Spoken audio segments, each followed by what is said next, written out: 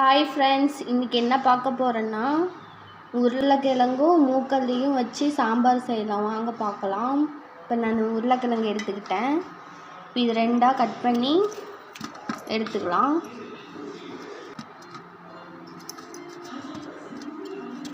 உருளைக்கிழங்கு நல்லா கழுவிக்கலாம். நல்லா கழுவிட்டேன். இப்போ கொஞ்சம் தண்ணி சேர்த்துக்கலாம். ஊற வச்ச மூக்கல்லையும் நான் இதில் சேர்த்துக்கிறேன். பாருங்கள், இதோட சேர்த்துக்கலாம். ரெண்டு ஒட்டுக்கா வேகட்டும், கொஞ்சம் லேட்டாக. தேவையான அளவுக்கு உப்பு சேர்த்துக்கிறேன். ஒரு பாத்திரம் போட்டு மூடி வச்சுக்கலாம், நல்லா வேகட்டும்.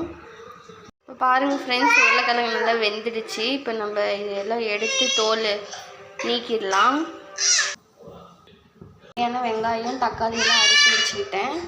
நெக்ஸ்ட்டு வானலில் எண்ணெய் ஊற்றிக்கலாம். கடுகு சேர்த்துக்கிறேன். கடுகு நல்லா பொரிஞ்சிருச்சு. வெங்காயம் சேர்த்துக்கிறேன். இதோட கருவேப்பிலை சேர்த்துக்கிறேன். பூண்டு இதுலேயே சேர்த்து நல்லா வதக்கிக்கலாம்.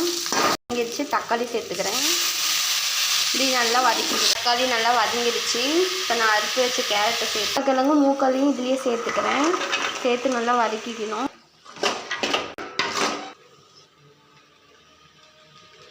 மிளகாத்தூள் 1 டீஸ்பூன், மல்லித்தூள் 1 டீஸ்பூன், மஞ்சத்தூள் 1/4 டீஸ்பூன் இதிலே சேர்த்துக்கலாம். சேர்த்து நல்லா வதக்கிக்கலாம்.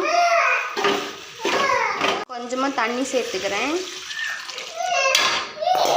நல்லா கொதிக்கட்டும்.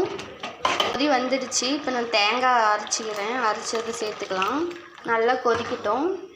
அப்போ தான் குழம்பு டேஸ்ட்டாக இருக்கும். இது மூடி வச்சுக்கலாம். நைட்டுக்கு சப்பாத்தி மாவு பிசைஞ்சு வச்சுட்டேன் ஃப்ரெண்ட்ஸ். குழம்பு ஒரு பக்கம் கொதிச்சிட்டு இருக்கு. குழம்பு ரெடி ஆகிட்டு. கொத்தமல்லி தழை தூவிக்கலாம். குழம்பு ரெடி. பாருங்கள் எவ்வளோ அருமையாக இருக்குது.